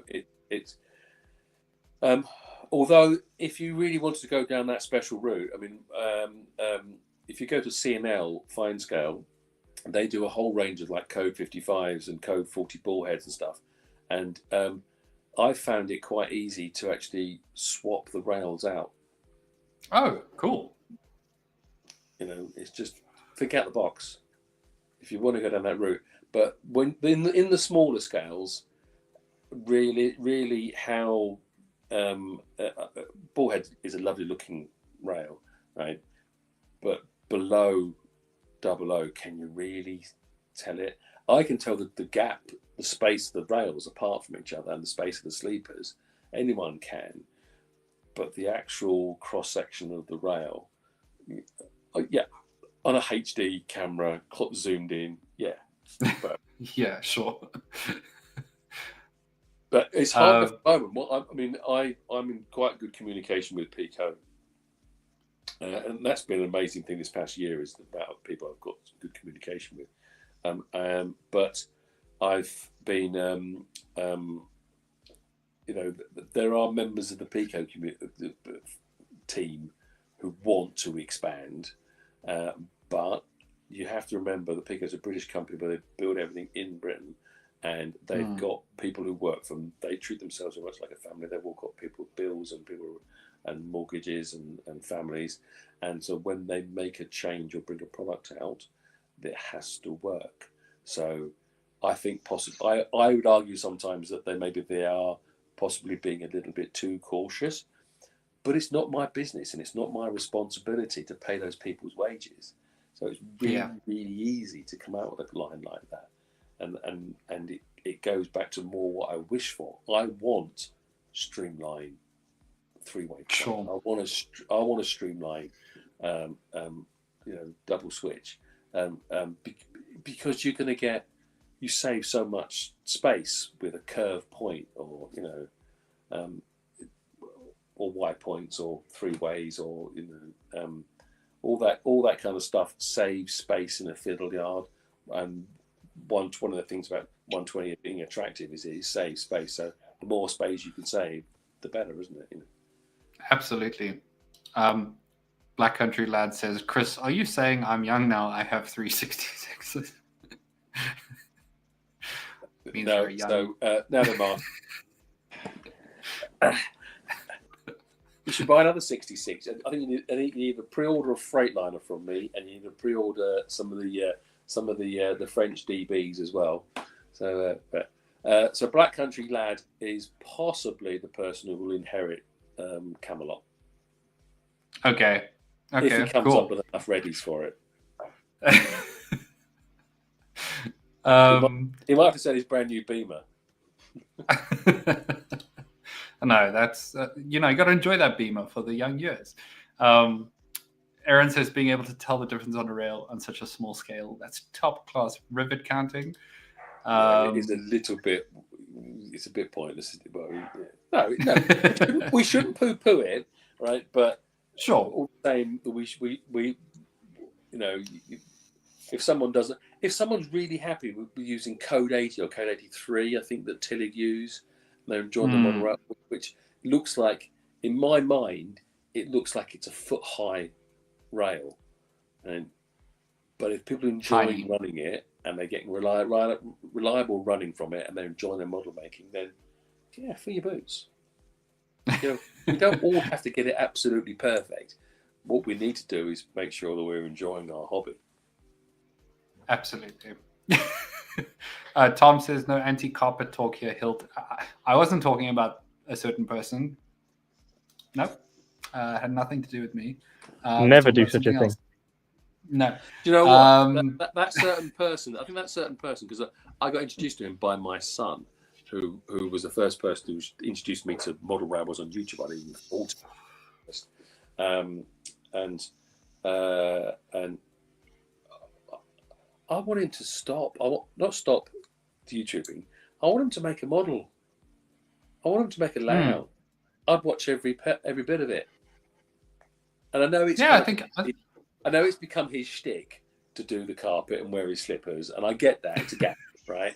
He's not offending me, right? And sometimes he'll say something about a model when you think, really, which is that important? And he's massive. Go, it's very important. But I look at him, and I've met him at a show, and I don't think he's any hate in his heart. He's earning a living. He's earning a living by winding up the masses or winding up Hilton. But I would no. I would love him to build a layout. Build a layout. We're past the watershed. You're good. Excellent. And I'm on my third double whiskey, so. Good lad. Aaron says, for Sam's sake, I think Southern multiple units and TT120 would look neat in NSE livery. I think. Now, can we? Damn right they would. Give me a list of questions. It was one of your questions was one of your questions was what logo do I want to see in TT120? Okay, so shall we move to the quick fire? Yeah. Get some of those questions. Let's go there because I think there's some interesting. Okay, we'll just move through all these lovely photos that I put together. Okay. Wait, where's the slide? Oh, okay. So right, community question: are you currently modeling or open to TT120? Drop your comments in the chat, and we'll definitely get back to you. And in the meantime, there's a little note from Tim. He says, all these TT120 Knights of Camelot, make sure you subscribe to the Shunting Yard, and the lads promise to talk about TT120 every week. Cheers, Tim. Right. Also, while you're at it, pop along to Buggles Kelly Station and buy his Buggles Kelly TT120 Pico wagon or pre-order it. Have you got any left, Tim? Tim? Or you can get a 7mm fat controller. Oh, have you got one? Yeah, he stands in Alice at the moment. Oh, that's awesome. I love it. I love the new Bob Sykes. Symes, yeah, he's amazing. He's absolutely when amazing. I was a kid, I was like, oh my god, this is my telly. And he did a model series that was with the BBC magazine, and I made the frigate. That was a Leander class frigate. That was, I loved that show. That was proper TV, not Love Island. No, absolutely. Rubbish. Okay, so let's quickly go through the community responses here. And Anthony says yes. Okay, that's a no-brainer. I think we're jumping the gun here, but we're already starting to talk about what we'd like to see. Class 99 in TT120. Yampton Creek says open to it. A class 33 is required. Russell says open to it, but I need a 47. So I think there's a lot of people who are like keen, but they're waiting for their logo to like make the jump. Can I reply to Russell? Just be patient, my son. You can. Just be patient, Russell. Just be patient. It's already been announced. It's in the pipeline. Cool. Awesome. I was so close to choosing TT before I went NG7, wasn't I, Hilt? You were. Yeah, you were. Yeah. I was eyeing up those HSTs like there was no tomorrow, and then I saw these Manning Wardles, and I was like, I'm going to have to go for those. They are, Rob, they're a superb logo. But that's it. It's down to, if you like, sort of like shunting around with all those with the stunning little locos in NG7, then that's the scale for you. But if you like Sam at Empress Path, who wants to make this fantastic long, here he is, shut up, silly bugger. But he wants to sit in his room with these big sweeping HSTs and 50s running around these 4 lanes of this obvious big skating track that we've designed. But that's another kind of model making. So you wouldn't get. It that sounds awesome. It sounds saw- brilliant though. Just having HSTs just running around my large loft. It just I'm just full length HSTs. I'm just hoping that Sam can keep the focus and not just flog it all and go and start, I don't know, Z gauge or something, or just because it's Well, just Chris, it just needs to be held in place. sure, absolutely. I was chatting to Sam. Yeah, no, I was chatting to Sam earlier this week, and he showed me like the full loop of what he's built so far, and it looks amazing. So I'm very excited to see where he goes with that. Okay, quickly moving through the community questions, because then we're going to quickfire, and then we'll start wrapping things up. Charlie says, I'm open to it, contemplating TT120 at my apartment, but no GWR locos. Well, we discussed that. Doing it with great fun and enthusiasm. You need a West Country accent for West Country lad. For the I don't know where the Black Country is. It's Birmingham, basically. Okay, cool. He's got 366s, don't you know? Anthony says, Sam, it's been a while since your last video. Sam, it has been a while since your last video. Yeah, Nudge, right, nudge, let's wink, move wink. over to quickfire with Chris. So we've got some questions. You guys feel free to answer them in the comments as well. But we've got some rapid fire questions we're going to just ask Chris. Right. So first one is best loco in TT so far. It was the Class 50 until I had a chance to play with the running samples of the Class 37. And Really? the Class 37 blew me away.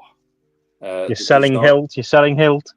What Carl and the design team at Hornby have done, particularly with the baffles in the sound chambers, to make those silly little sugar cube speakers sound like something so much bigger than they are. It's phenomenal.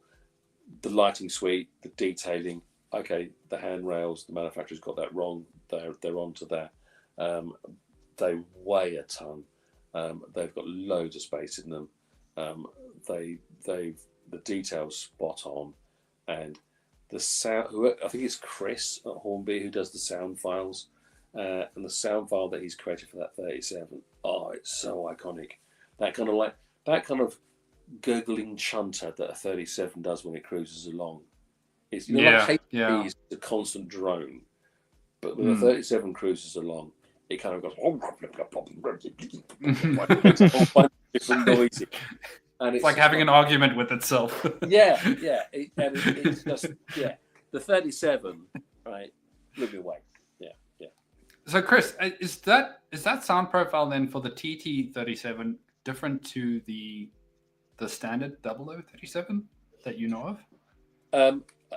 I don't think the sound profile per se is different. It's the running profile. Okay, right. Gotcha. So it's actually the running profile that's. I might be wrong now. I think there's more differences in the steam, but I believe the sound profiles don't actually change that much between the scales.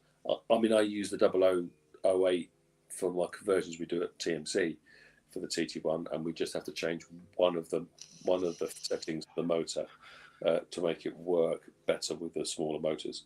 But it's the running profiles that are different. Okay. On a very personal biased note, do you think Hornby will do a Class 37 starter pack? I don't know. Okay. It was like, fuck's sake. I want something. He wants some track to run it on as well. I need an excuse. I mean, look. The reality is, I'm gonna Elton, do you're it. a proper model maker. You have no excuses. You're going to buy some Pico from us. You're not going to buy it. Come on. Okay, go on. Chris will sort you out. We'll talk about this after the stream, Chris. We'll work out our shipping logistics. All right. All right. Cool. So next question: your dream model in TT? A proper multiple unit. Now, I don't care if it only ran from Plymouth to Exeter or Argyle to Aberdeen, right? As long as it was in BR Blue, or a regional loco, preferably Network Southeast, but a proper DMU. So at least a 2-car, maybe with the option of buying a third car that was just basically a lighting unit with pickups, with an X18 in the front and a 6-pin socket in the back, so that you could HM7 control the lighting. DMU. You're talking a 158 then. Yeah, I mean, I love the modern stuff. I would love a flirt, all right, but I really think that TT120, there is not a DMU I wouldn't buy. Simple as. 158s were seen everywhere as well, so it makes sense. Yeah. And I've spoken to manufacturers about this, and they go, "Oh no, but the 78-year-olds who build the by 00 don't build." Screw them! I want a DMU. Peachy says, "Build it," and the Peachy Massive will buy it. As simple as. Peachy says, "I want it," and you say, "Which one?" Yeah. All right, well, there you go. I mean, Sam says class 455. No surprises there, to be honest with you. Phil says a flirt. So, like you said, everyone looks.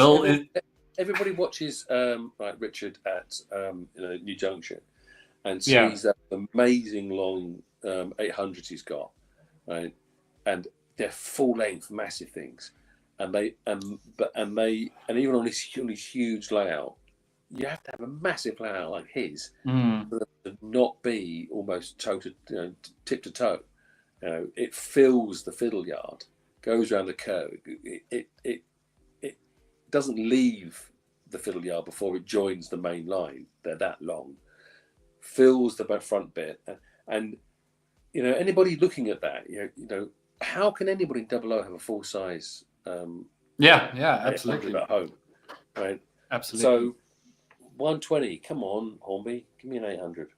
I agree. And on that note, Chris, yeah. Go on, sorry. No, sorry. You go ahead. No, I forgot what I was going to say. Give me the next question. Okay, no. So, but on that note, like one of the things that I think we've all sort of picked up within the modeling space right now is, and this is a bit of a tangent question, is people are either really enjoying modern image or they are going pre-grouping. I think most people are pretty tired of Steam BR, the Big Four. Do you think TT will be more successful if it were to step, say, more into the modern image side of things, from your standpoint? Yeah, I mean, if I was in charge, and I'm not, right, it would be new locos, or it would be locos that were in preservation, and then historically they've always done like 3 liveries of each loco. So my 37 would definitely be one that was in preservation, but as long as that preservation had a livery that was appropriate for one of the early eras, and then I would pick the 2 most popular early eras that loco was in. But everything would be, it's what the 20, 30, 40, 50, 60-year-olds want. Yeah. It's what we actually experience. We go to the line, or we go to the North Yorkshire Moors, and there's so many of the we are in the UK. We are blessed with so many fantastic heritage lines, and we're blessed with people. Let's say something positive about him, like Laurie Rose, who does an amazing job. I mean, you can take the mick out of his haircut all you like. The guy does a really, really good job when it comes to bringing that heritage stuff to life and bringing it out to the masses and letting people know about it and understand about it. And like the Norfolk's the stuff that's happening in Norfolk, it's fantastic. And all of this stuff, let's embrace it. It completely encapsulates rule 1, and it means we can all have our cake and eat it. I don't. It's very true. The people who I've been speaking to who are interested in commissioning models, the first question is even if it's something that's from like pre-grouping, is it alive today? Is there one alive today? Yeah. Because amongst all of them, they'll want to make sure there's one alive today, because that means that the modern modeler will also buy one to do all his little homes at the back, a la Richard Watson. Yeah, absolutely. Okay, so just quickly going through other people's dream ones. I'll do these very quickly because we got more questions for you, Chris. Russ says, on DMU Class 101 Metro Cam, and you can have it in NSE. Flying Duck says a 9F or a 205. 9F, interruption. The 9F is the one that's going to actually, I think, when the 9F comes, and the 9F is going to come, we just don't know when, but it's not an if, it's a when, definitely. 100%. Yeah. That's cool. And Martin's already admitted to that. All right, so that's not. I'm not. No. Yeah. Right. When you see that fantastic locomotive, and I lucky enough that I almost see one every day, working so close to the North Yorkshire Moors Railway. Yeah. Is you see this beast, and you see its wheels, and you see in Double O they look fantastic, but they have so much spaced out running mechanism on the side that they kind of look a bit weird.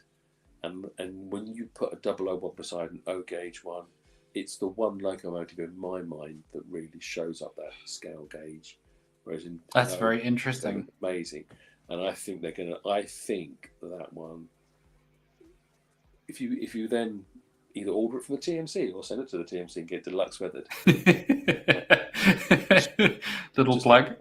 What a fun! I mean, it'll make a phenomenal shelf queen. Sure. And in TT you can have 30 private owner 7-plane coal wagons pulling behind it, and it will look tremendous. Absolutely. Lukash says E2 or Sterling single. Lucas, I thought we were going to get through a whole episode of the Shunting Yard without talking about Little Blue Bastard, but here we are. I'm just ignoring this comment and moving right along. Okay, Chris, let's ask you another question. Thanks, Lucas. You've just killed it. Okay, dream model. I mean, you can answer this one. It's a MERP question, but feel free. Electric. Okay. Obviously. It's what I grew up with. It's what I grew up with I grew up in the middle of the Lee Valley lines in North London, and it's electric. Cool. All right. Good stuff. Which has yet to really show face in TT, as we've discussed. So your biggest oops moment in TT so far? That could be anything across the board. My biggest oops moment, or do you think TT's biggest oops moment? No, yours. And then you can talk about TT's biggest oops. No. I don't make mistakes. I don't make mistakes. You know what you're doing, though, don't you, Chris? I do. Yeah, I'm meant to come on here and say, "Hi, I'm Chris Hobbs, and I know what I'm doing." Unlike that guy, proper chuffed. Biggest oops moment. I don't think. No. Yes. Sorry. Okay. Right. Okay. So, on Camelot, when you go up the radius on the outside at the back, I've got a point which then breaks off to go under the back seam, which is the loading, right? And obviously this outside loop, the locos have to go around on right to left, because that's the proper way for them to go. Right. And as it climbed, because it was a test layout, and I wanted a ladder up the top, which is fine. That's in the middle, and I wanted this 2.5% incline to see how things would pull stock. But then I decided I want to have this little peel off that goes under the back seam so that I could swap rolling stock over, right? And I had this idea of a plan of how I would, a program of how the layout would run, which all 10 minutes into Doncaster went out the window because everyone was sort of talk about TT, so I let them go round and round the loop. Right? Yeah. Leads me into what I'm going to do next. But anyway, but what happens is that curve goes straight to a point, but the curve's on an incline. And the front bogies are so lightweight, they haven't got time to settle down. And so Before they hit the point. I can only go up there at like 20 miles an hour scale speed. Right? Anything faster than that, and they ride the point. And so I would say that was my biggest boo-boo. And forgetting that you need to give track a front bogie of a steam loco time to settle down before you go to a turnout. Very good point. Very good point. Top tip there from Chris, by the way. And then what is the biggest oops moment out of interest in TT in general so far? The brand new St Andrew Wesley in Garter Blue. Really? What's the point? Why? Who's going to buy it? But so, Chris, I mean, you were just saying like how, you know, with heritage stuff, it's so important that like, you know, but it's something that's seen. St Andrew Wesley's in BR Blue with a double chimney. So Sure. why bring it in Garter Blue with a single chimney, right? When Bitton's being restored to come back on the main line because the Mallard's never going to go back on the main line, right? So Mallard is too much of a cash cow to ever leave the National Railway Museum, right? So they're doing up Bitton in Garter Blue, right? So that we'll have this Mallard-looking loco running around on the main line, which is a fantastic thing to see. So if they were going to bring out a Garter Blue LNER because they wanted to bring out something else for LNER, fine, support that. Bring out Bitton. Sure. Not so nice. Okay. I personally think that's the stupidest thing they've done. Okay, that's a very good point. Nice one. Right. Next question. One word to describe TT's future. Stratospheric. Stratospheric. Wow. It's a big word for this late in the evening. Sorry, Martin. All right. I'm 6 whiskey down. I'm talking to Martin Wheeler, but he says he's going to watch this. That's brilliant. I love that. Very, very positive. And then that's basically it. That's the end of Quickfire. No, you were going to ask about next layouts, weren't you, in your question list? Was that yes, sorry. Yes, absolutely. Okay, so Chris, tell us what's next. What's after Camelot? There's going to be something incredible. Incredible. Is that all of it? Is that it? No. It's going to be done. I was driving home when you were messaging me. I was trying to work out what I could say because I'm in negotiations with the Premier magazine about what I'm going to be doing at shows in the future, and they want this layout in their magazine because it's already been MBRM and it's going to be out in another magazine, Camelot that is, soon.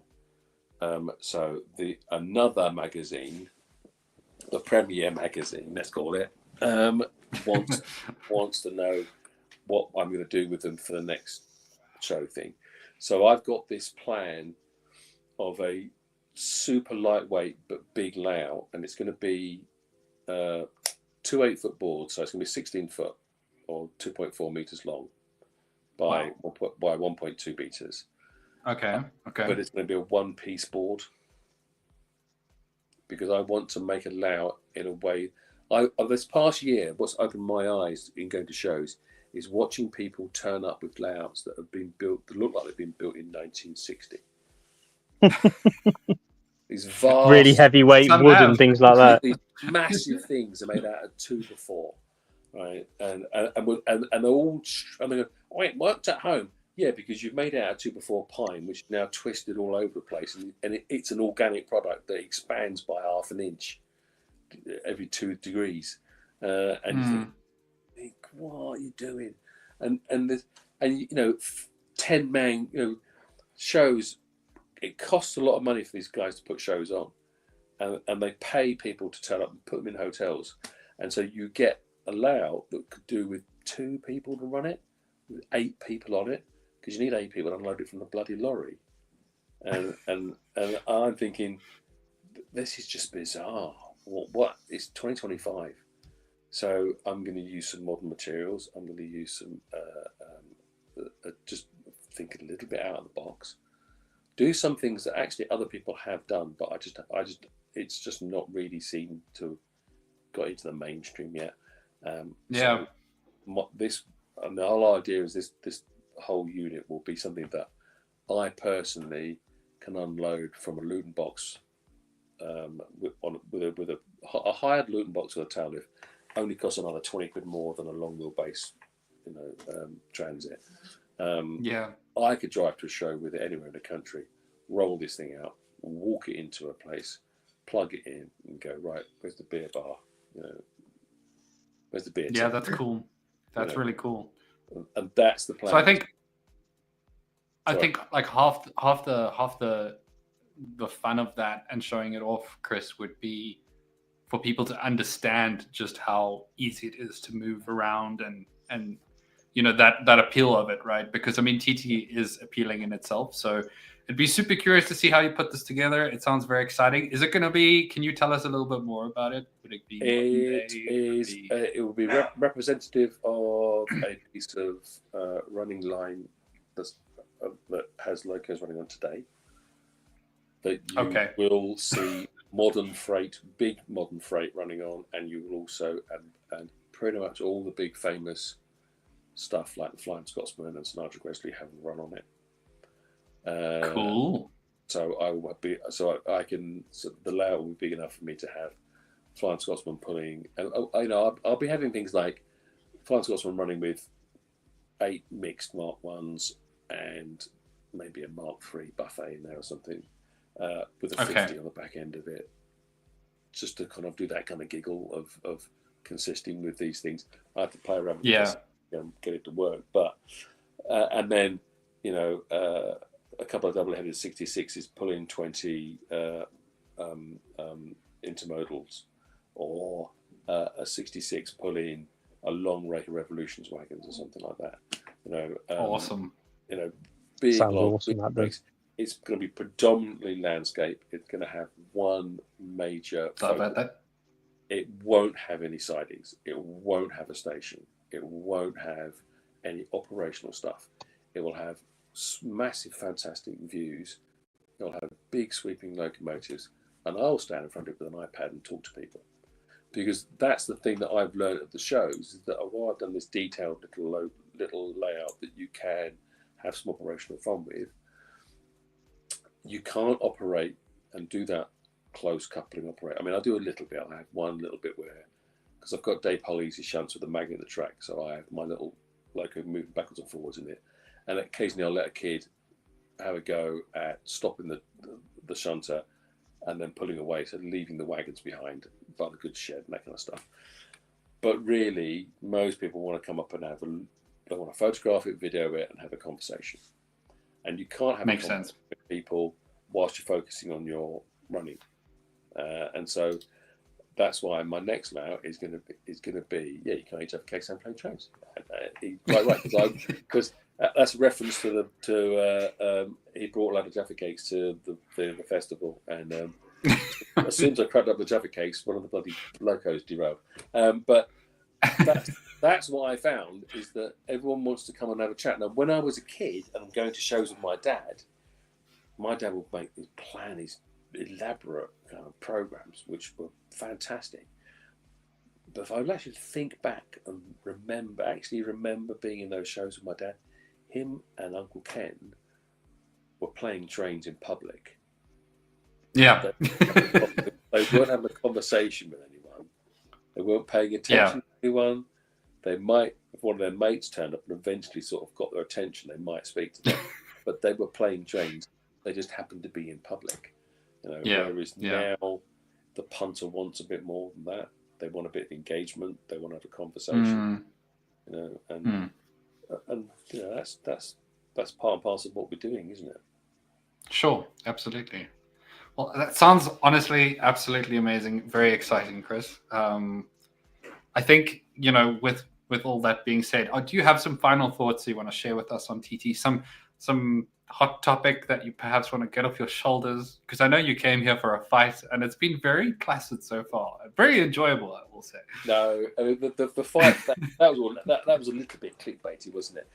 I think we should end the stream with saying that I have an immense amount of respect for Laurie Rose and the effort that he needs to put in actually making some really good content that stopped me from falling asleep while I'm working at my workbench. Tom Buckles-Kelly, Tom Marshall from Buckles-Kelly Station, is possibly one of the I only met him a year ago, and I'm so glad I did, because he makes me chuckle almost on a daily basis. I also want to give a shout out for Western Signalman James, because I honestly believe that he should just be employed to go and video shows. Agreed. His show stuff should have huge viewings. The little Southern boy, I mean, he's like my puppy. I love my puppy. You can't hate him, can you? You just want to. I love Sam. Sam's the best. His head a little bit, polish and put a little plaster on his knee, and he scuffs his knees. I don't know if Sam's going to like this very much. We're going to have to make some reels from this, guys. I know, just the whole community. Even who's the nutbar who makes American Railways? There's a few. American Railroader. Steve. Is it Steve? Yeah, that's it. Lunatic. But I mean, how charming and wonderful is he? But he's got a passion for what he does. I mean, and makes some fantastic footage. But then again, you're a lunatic as well, Hilton.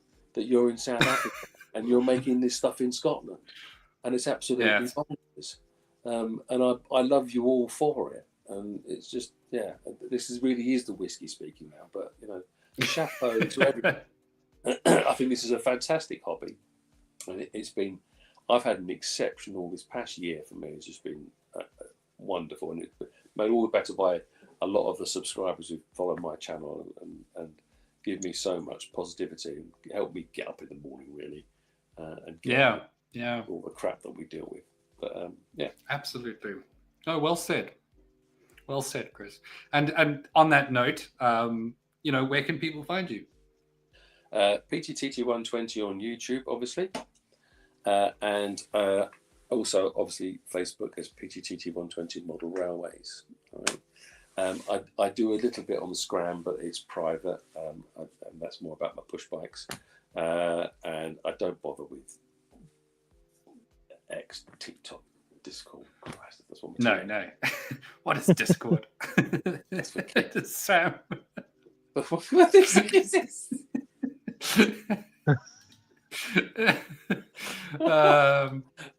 Yangler Creek, thank you very much. Rob, where can people find you? I am on Instagram as the Kiln Line and on YouTube as the Kiln Line. Brilliant stuff. James makes great content. His videos are great. Sam is a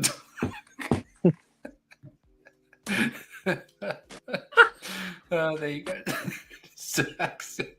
I'm gonna get that frame for your weathering desk. Go on then, Hill. Where can they find you? I'm on YouTube as Proper Chuffed, and recently joined Facebook as Proper Chuffed, as well as Instagram. Chris, thank you so much for joining us this evening. It really was a real pleasure and a really insightful, chat about TT120. I will stop making the excuse about if I could start again, and I'll just get my Class 37 and let you know once I've got it.